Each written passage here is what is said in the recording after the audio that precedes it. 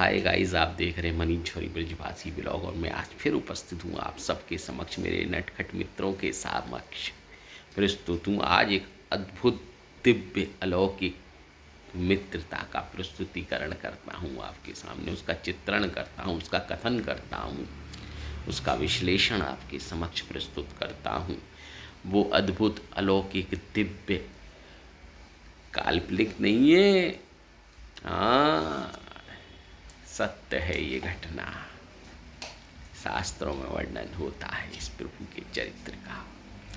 वो घटना है श्री सुदामा चरित्र, श्री कृष्ण और सुदामा की मित्रता, अलौकिक दिव्य मित्रता, निर्मल कोमल पवित्र मित्रता, जिसमें किसी भी प्रकार से किंचित मात्र भी धन का, न तन का, न मान का, न सम्मान का, किसी का भी नहीं है। ओनली सिर्फ मित्रता का ही चित्रण प्रस्तुत होता है आपके समक्ष मेरे दोस्तों। वो मित्रता ऐसी है, उसमें किसी की लालसा की जागृति प्रदान नहीं है। मन के अंदर 1% किंचित मात्र भी भाव उत्पन्न नहीं होते हैं। वो अलौकिक दिव्य मित्रता है। अब कथा की ओर चलते हैं मेरे भाइयों। जो मैं आपके समक्ष प्रस्तुत करता हूँ, श्री कृष्ण की मित्रता सुदामा के हृदय में थी और सुदामा के हृदय में श्री कृष्ण के लिए थी। अब आप सुनिएगा, उसका प्रस्तुतिकरण आपके समक्ष पैदा करता हूँ। एक बार श्री कृष्ण और सुदामा संदीपनी ऋषि के आश्रम में शिक्षा प्राप्त करने के लिए जाते हैं दोनों, और उसी आश्रम में उन दोनों की मित्रता होती है। ये जात से ब्राह्मण होते हैं सुदामा, और श्री कृष्ण क्षत्रिय होते हैं, यदुवंश शिरोमणि होते हैं, यदुवंशी शिरोमणि कहलाते हैं ये वासुदेव कृष्ण। ऐसी अलौकिक मित्रता का प्रस्तुतिकरण कर रहा हूँ आपके समक्ष। इसकी जानकारी लीजिएगा आप और समझिएगा, और इसका लास्ट में आपको अनुवाद और परिमाण के साथ प्रस्तुतिकरण दूंगा। आप समझ जाओगे कि वास्तव में सत्य कह रहे हैं, फेंक ना रोए। अब सुनिए इसका वर्णन। संदीपनी ऋषि के यहाँ श्री कृष्ण और सुदामा शिक्षा प्राप्त करते हैं, उनकी मित्रता होती है। सूक्ष्मता से बता रहा हूँ। वो माता, उनकी गुरु माता सुदामा को और कृष्ण को लकड़ियाँ काटने के लिए वन में भेजती हैं कि जाओ और लकड़ियाँ लाओ, जिससे कि भोजन प्रसादी की व्यवस्था चालू हो जाए। गुरु माता उनको लकड़ी काटने के लिए वन में भेजती हैं कि जाओ लकड़ियाँ लाओ, भोजन प्रसादी की व्यवस्था और हवन कुंड में अग्नि की प्राप्ति के लिए लकड़ियों की आवश्यकता है। तो वो जंगल में कुल्हाड़ी लेकर श्री कृष्ण और सुदामा जी दोनों चले जा रहे हैं। अचानक से बरसात आ जाती है, बहुत तेज, और अर्धरात्रि हो जाती है बरसात से छुपते छुपाते। तो श्री कृष्ण और सुदामा बरसात से बचने के कारण पेड़ के ऊपर चढ़ जाते हैं। प्रभु नारायण त्रिलोकी के नाथ और सुदामा दोनों, और पेड़ पर बैठकर अपने आप को बरसात के पानी से बचाते हैं, भीगने से अपने शरीर को। ये अद्भुत लीला है, दिव्य ज्ञान है मित्रता का। पेड़ पर चढ़कर अपने आप को बचाते हैं। श्री कृष्ण भगवान को भूख लगती है, ठाकुर को भूख लग सकती है क्या? कभी नहीं लग सकती है। प्रभु तो भाप का भूखा है, भाप का भूखा है और भाप का भूखा है, भक्ति का भूखा है। उसको भोजन नहीं चाहिए। प्रभु पूछते हैं सुदामा से, अरे मित्र। वो कहते हैं सुदामा, हाँ बोलो कृष्ण, गुरु माँ ने कुछ खाने को दिया या नहीं दिया है? सुदामा कहते हैं कुछ भी नहीं दिया, गुरु माँ ने कुछ नहीं दिया है। ये कहते हैं सुदामा मित्र, नहीं दिया कुछ भी। कहते हैं कोई बात नहीं। तो कृष्ण भगवान कहते हैं, अरे भाई ये कुटर कुटर की आवाज़ कहाँ से आ रही है? कुट कुट कुट कुट कुट कुट। दांतों से चबा रहे हैं चनों को। सुदामा जी खाए जा रहे हैं। दिए थे गुरु माता ने चने खाने के लिए, रास्ते में भूख लगे तो खा लेना गुड़ चना। पेड़ पर बैठ के खा रहे हैं कुट कुट अकेली। कृष्ण के हक का भी खा रहे हैं, उनका भी खा रहे हैं, अपना भी खा रहे हैं। भूखे लगती थी भाई, बच्चों को तो भूख लगती ही है। खाए गए, पूरा खा गए, कृष्ण भगवान का भी खा गए हिस्से को। दोनों के लिए दिए थे माँ ने। बड़ी अद्भुत लीला है प्रभु की। फिर पूछते हैं, अरे कुछ दिया है क्या? बोले नहीं। तो ये कुट्टू कुट्टू की आवाज़ कहाँ से आ रही है? तो वो कहते, ठंड के कारण मेरे दांत किटकिटा रहे हैं, या ठंड के कारण मेरे दांत किटकिटा रहे हैं। वो कहते हैं, बोले कोई बात नहीं। सुदामा जी वहाँ से और कृष्ण भगवान बरसात बंद होते ही लकड़ियों का गट्ठर अपने कंधा पे डाल के गुरु माता के पास जाते हैं और छोड़ देते हैं। समय निकलता है, बीतता है, आगे चलता है अपने कर्मों के अधीन, अपनी क्रियाओं के लिए अपने अपनी आवश्यकता अनुसार दोनों जने ही अपने कर्म के कारण अलग अलग हो जाते हैं। फिर मुलाकात नहीं होती है उनकी। सुदामा अपने देश और कृष्ण अपने द्वारकाधीश नगरी को प्रस्थान कर लेते हैं, चले जाते हैं और वहाँ का कार्यभार संभालते हैं। समय बीत जाता है, सुदामा की भी शादी हो जाती है, उसके भी बच्चे हो जाते हैं। स्थिति ऐसी दयनीय होती है सुदामा जी की कि जिसका कथन करने से आंखों में से अश्रु बहने लगते हैं। उसका कथन का चित्रण सामने उपस्थित होता है तो बड़ा ही दुर्गम चरित्र हो जाता है उनका। कपड़े फटे हुए हैं, स्त्री की साड़ी, उनकी पत्नी की साड़ी फटी हुई है, बच्चों के तन पे कपड़े नहीं है, लंगोटी में डोल रहे हैं। लेकिन प्रभु की भक्ति रमण में रहते हैं सुदामा जी।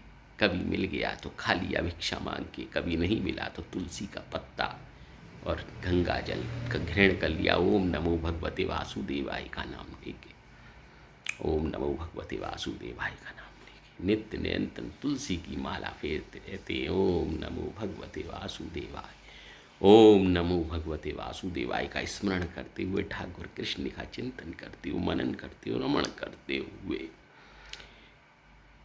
एक दिन श्री कृष्ण भगवान रात्रि के समय में बांसुरी बजा रहे थे तो रुक्मणी जी महाप्रस्तुत हुई, आई और श्री कृष्ण से पूछा, हे नाथ, आप इतने चिंतित क्यों नजर आ रहे हो? और आज आपकी बांसुरी के अंदर वो जिज्ञासा नहीं नजर आती है जो हो चिंतन की स्वर मेरे कानों में होते हैं। तो वो रोते हुए ठाकुर जी, आंखों से आंसू आ रहे हैं, मुझे उसकी याद आ रही है, मेरे मित्र की। आज बोले, रुक्मणी जी कहते हैं, आज ही क्यों याद आ रही है आपको? वो तो लीलाधारी थे, लीलाधारी थे श्री कृष्ण, आज ही क्यों याद आ रही है आपको? आपका तो मित्र बचपन से है, वो तो पहले नहीं आई। बोले, आज उसका चिंतन मेरे दिमाग में आया है। इसका कारण भी है, क्यों आया है वो चिंतन, बड़ी गहराई की बात है।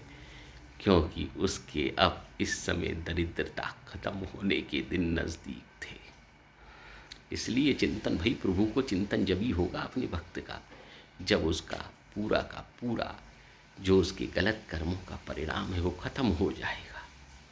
उसके बाद अच्छी घड़ी आती है तो उसको भगवान स्मरण करते हैं, याद करते हैं, अपने सामने प्रस्तुतिकरण करते हैं उसका नज़रों के सामने। लीला समझ गई रुक्मणी जी। अब वहाँ चलते हैं सुदामा की तरफ। तो सुदामा की पत्नी ये कहती है कि जाओ अपने द्वारकाधीश के पास, वो तो राजाओं के राजा हैं, पूरी सृष्टि के, पूरे पृथ्वी के साम्राज्य के मालिक है, प्रभु हैं वो, उनसे मदद मांगो।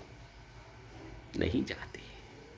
फिर कहती हैं, बीत जाते हैं फिर भी महीनों, फिर सुदामा से कहती हैं उनकी पत्नी, जाओ जाओ, पहुँचो वहाँ पर और उनसे एक मदद की गुहार करो, प्रभु से मिलकर आओ।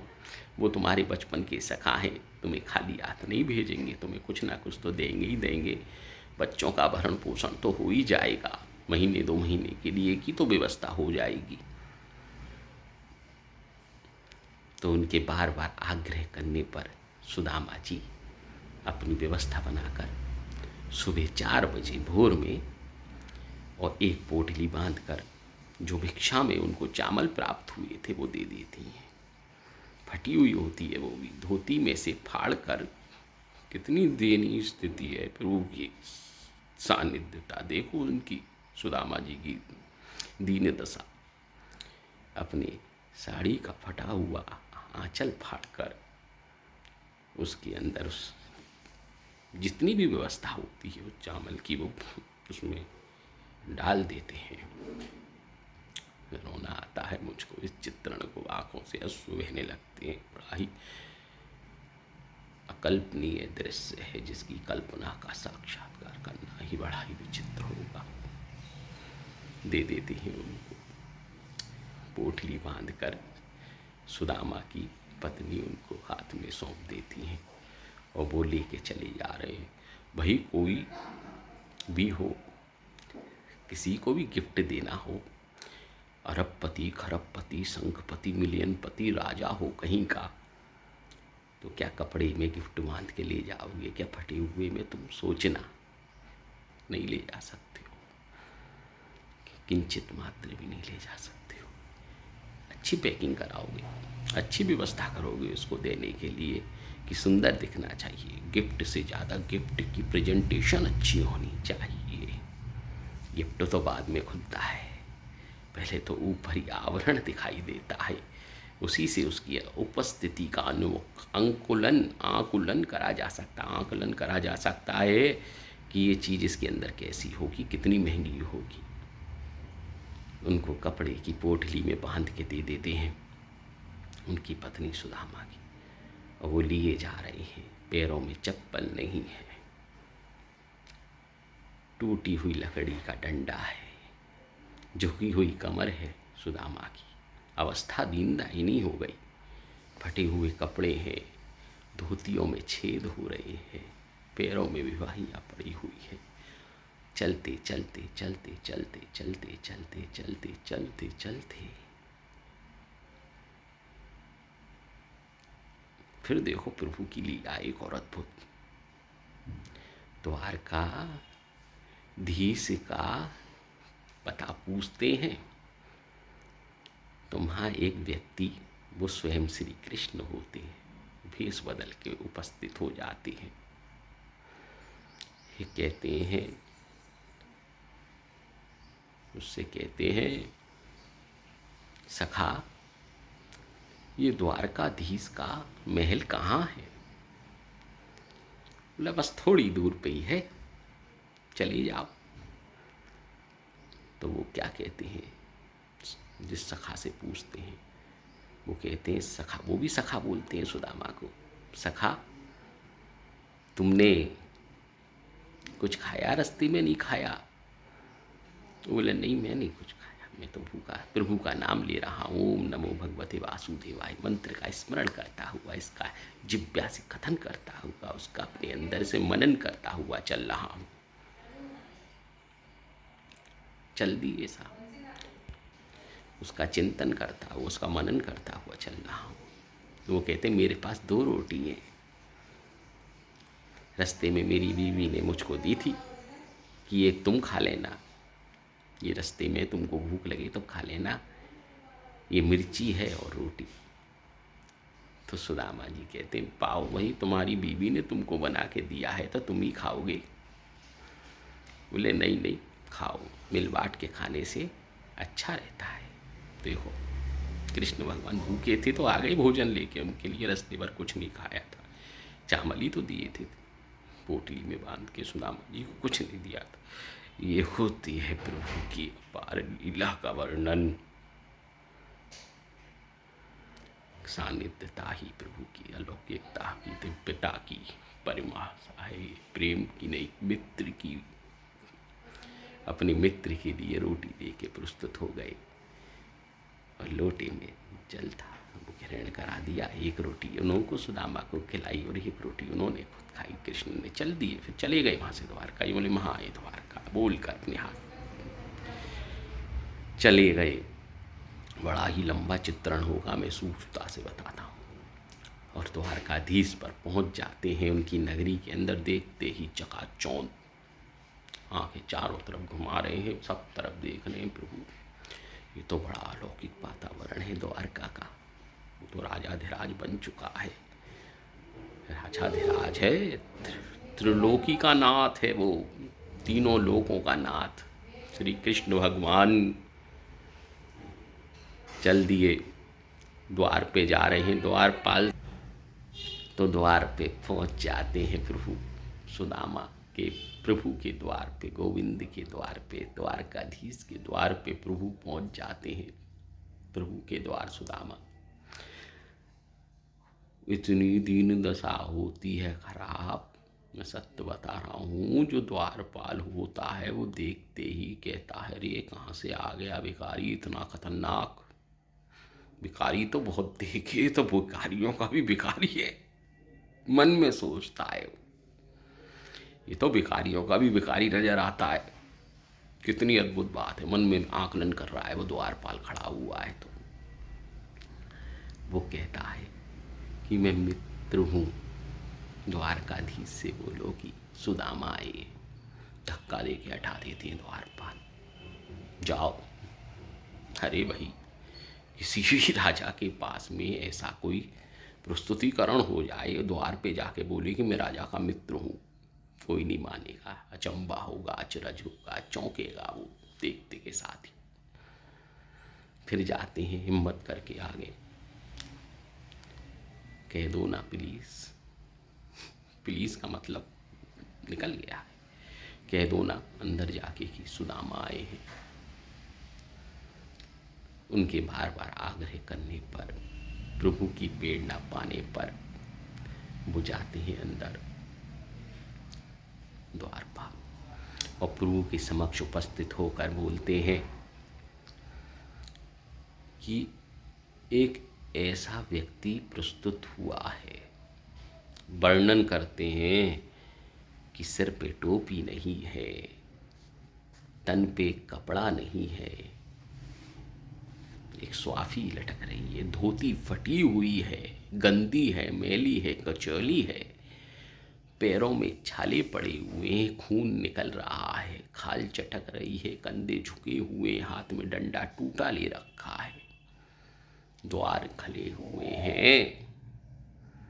फिर लास्ट में नाम बताते हैं सुदामा। देखो अद्भुत लीला ठाकुर की, देखो प्रभु की सानिध्यता का। सिंहासन को छोड़कर सूदा, इतना ही सुनते के साथ करुणानिधि भग गए। सब राज संपत्ति को छोड़कर चले जा रहे हैं अपने मित्र की तरफ। आज का कोई चला जाएगा क्या, नाक की तरह बैठ जाएगा, मेरे पास मांगने नहीं आए। चले गए प्रभु उसकी प्राप्ति पाने के लिए। सुदामा मित्र का नाम सुनते ही वस्त्र वस्त्र, मालाएं मालाएं सब बिखर रही है, आंखों से आंसू बह रहे हैं, और अपने आगे जाके द्वार पर अपनी बाहों में भर लिया उनको। जाओ मेरे मित्र, ये तुम्हारी स्थिति कैसे हो गई पूछते। बोले अंदर चलो, पहले कहते हैं आओ अंदर आओ, और अपने सिंहासन पे विराजमान कर देते हैं। आज के ज़माने में कोई मित्र अपने सिंहासन पे किसी गरीब मित्र का स्थापना करा सकता है क्या? नहीं कराएगा। अपने सिंहासन पे विराजमान कर देते हैं उनको। रुक्मणी जी को इशारा देते हैं, जाओ जल लाओ, परात लाओ, लोटा लाओ। आंसू बहे जा रहे हैं, नीर उस नेत्रों में से नीर बह रहे हैं। अकल्पनिक दृश्य था, जिसकी कल्पना प्रस्तुतिकरण करना हमारे समक्ष उपस्थित नहीं होगा। वो निर्मल कोमल पवित्र मित्रता का वर्णन करना आंखों से नीर बह रहे हैं। टप टप टप टप परात लगाई, सुदामा जी के पैर अपने आंसुओं से धो रहे हैं। पानी परात को हाथ नयो नाही, नैनन के जल से पग धोए। नैनों के जल से पग धोए हैं उनके, धो दिए और आनंद के साथ एक एक कांटा निकाल रहे हैं। कपड़े वस्त्र दिए हैं नए, निलाया धुलाया है, रानियों ने निलाया है। श्री कृष्ण भगवान निला रहे हैं उनको अपने हाथ से। वाकई देखो दृश्य मित्रता का क्या है ये चित्रण।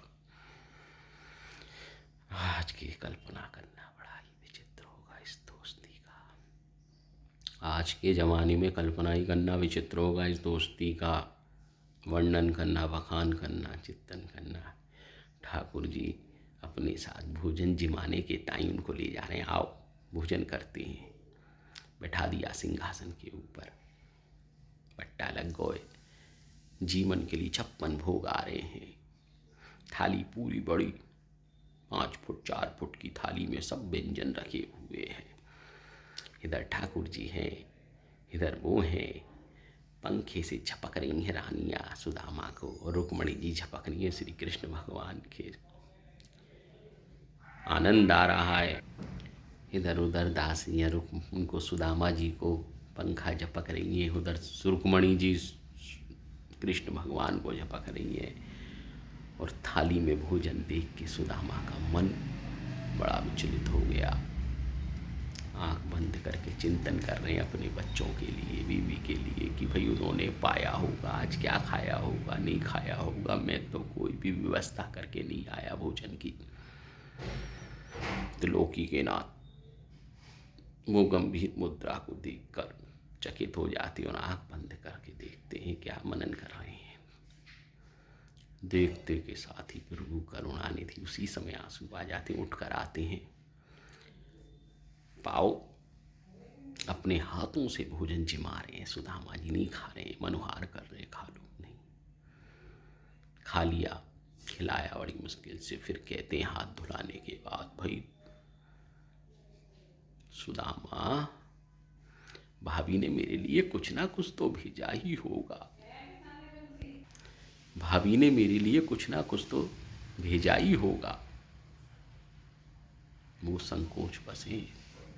अरे भाई एक बात बताओ, कोई करोड़पति अरबपति के घर में क्या गिफ्ट लेके जाओगे? तुम आकलन करना अपने मन से उस चीज़ का। संकोच हो जाओगे। कोई छोटी तुच्छ चीज़ लेके जाओगे। सोना चाहिए, चांदी चाहिए, हीरा पन्ना मोती मानक चाहिए, नीलम चाहिए। ऐसी गिफ्ट जाएं यहाँ कोई ऐसी गिफ्ट ना ले जा सके जिसको चित्रण प्रस्तुत ना हो सके। किसी को संभव नहीं है कि ऐसी गिफ्ट दे। ले गए साहब, पूछने बार बार, कछु दियो है क्या, कछु दियो है क्या? भाभी ने मारे ताई संकोच। बार बार पोटरी को यों यों दबाई जाए, अपने हाथन से यों यों दबाए जाए, साइड में यों यों दबाई जाए पोटली को। ठाकुर जी ने लियो और खोसा मारो। खोसों मारने का मतलब खींच लियो। ठाकुर जी ने लियो और खोसों मारो और पोटली छीन ली। छीनने के बाद ले गए और चले गए अपने शयन कक्ष में। बोले सुदामा जाओ, इस आराम करो रात को, और कोई दिक्कत हो तो बता देना। सुदामा जी अपने कक्ष में और कृष्ण भगवान अपने कक्ष में रुक्मणी जी के साथ। ठाकुर जी ने पोटली खोली, देखा कच्चे चावल, एक मुट्ठी भरी खाई। पहली मुट्ठी में तो उनका जो भी तिलद्दर था सब धो दिया। दूसरी मुट्ठी खाई, दूसरे लोक की संपत्ति प्राप्त कर दी, लोकी थे। और तीसरी मुट्ठी जैसे ही खाते हैं तो रुक्मणी जी हाथ पकड़ लेती हैं। अरे भाई मेरे लिए भी तो छोड़ दो प्रभु, मैं भी तो खाऊंगी। तो एक मुट्ठी रुक्मणी जी खाती हैं, कहती मेरा हाथ रोक दिया तुमने, क्यों मुझे खाने देते। अरे अब मुझको भी दे दोगे क्या, तुमने दोनों लोग तो दे दिए उसको।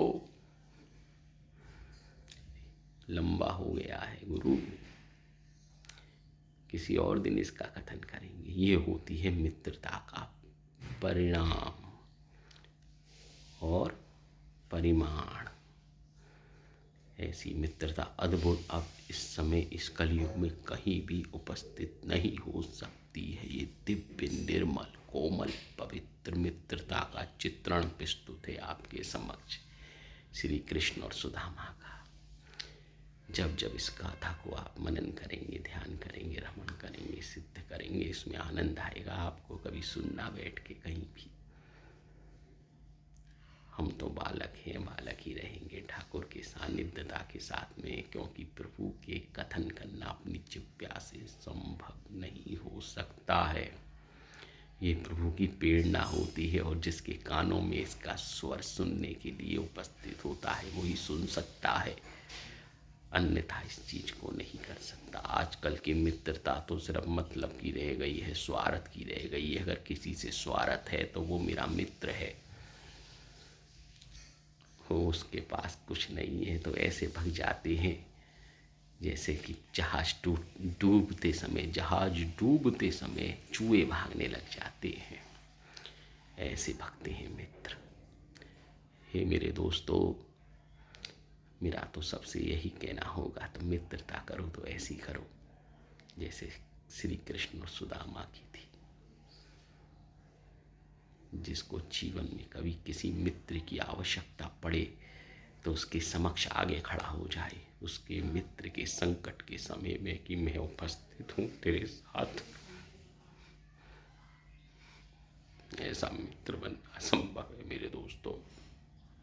वो सिर्फ एक ही हो सकता है, मेरे त्रिलोकी के नाथ श्री गोवर्धन गिरधारी श्याम सुंदर प्यारे नटवर नागर नंदा। ऐसा मित्र संसार में कोई नहीं है प्रभु के अलावा। उससे सच्ची मित्रता कर लो तो तुम्हें जिंदगी में कभी भी किसी भी कष्ट का सामना नहीं करना पड़ सकता है। कष्ट आएगा हाथी की तरह, लेकिन वो तुम्हारे तक हाथी की तरह नहीं पहुंचेगा, वो सिर्फ सुई की नोक से छू के तुम्हें निकल जाएगा। वो झेल लेंगे प्रभु तुम्हारे लिए उस कष्ट को। मैं बड़ा इस चित्रण को प्रस्तुत करता हूँ तो बड़ा ही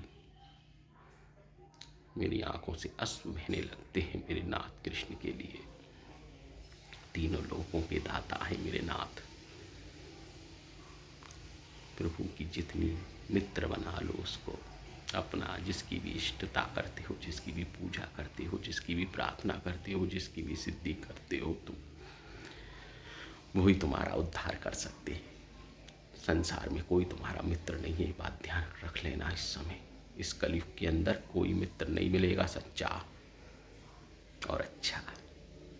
एक ही मित्र है, प्रभु की सानिध्यता पालो, उससे मित्रता कर लो। गोविंद से, गोपाल से, जिसकी भी सेवा पूजा करते हो, जिसको भी बनाना चाहते हो अपना मित्र बना सकते हो। वही तुम्हारा उद्धार कर सकता है, आनंद दे सकता है, तुमको वो चीज़ें प्राप्त करा सकता है जो संसार में कहीं किसी को उपस्थित नहीं होती। कोई मित्र किसी को नहीं दे सकता है, वो तुम्हारे को प्रस्तुत कर देगा।